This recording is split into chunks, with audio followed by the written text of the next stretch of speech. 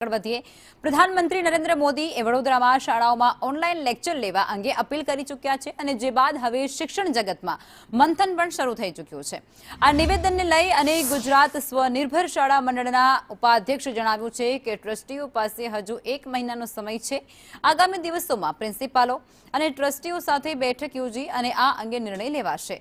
શાળા મંડળના મતે ઓનલાઈન શિક્ષણથી ટ્રાન્સફોર્મેશન ખર્ચમાં મોટી રાહત થઈ શકે છે અને બીજી તરફ વાલીઓએ પણ આ પહેલને મિશ્ર પ્રતિસાદ આપ્યો છે।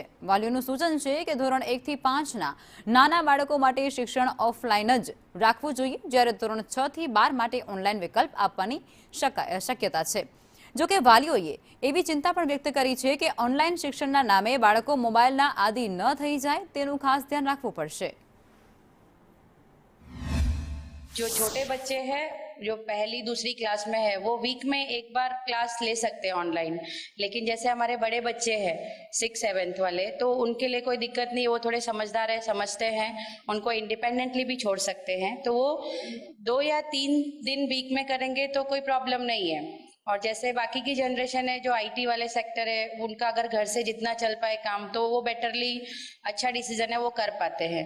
जहाँ पर नीड है वहीं पर ही हमें यूज करना है इन सब चीजों का, बाकी जितना मैनेजेबल है उतना हमें अपने देश को सपोर्ट करना चाहिए। मोटा बाळकोने हूँ कहूँ छूं के करी शके पण नाना बाळको माटे ते योग्य नथी, कारण के बाळको पर एवी असर थाय छे के वधारे फोननो यूज थाय छे, वधारे फोन जोई, वधारे भणवामां ध्यान नथी, फोकस नथी रहेतुं बाळकोनुं।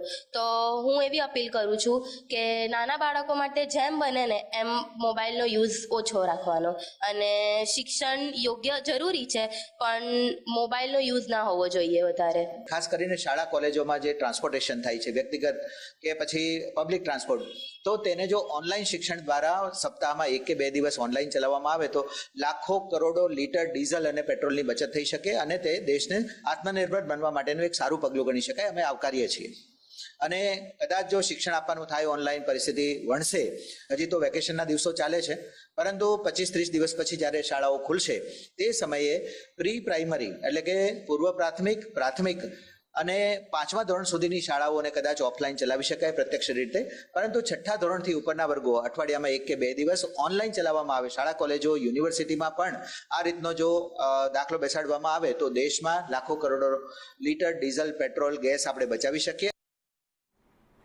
યુરિયાની થતી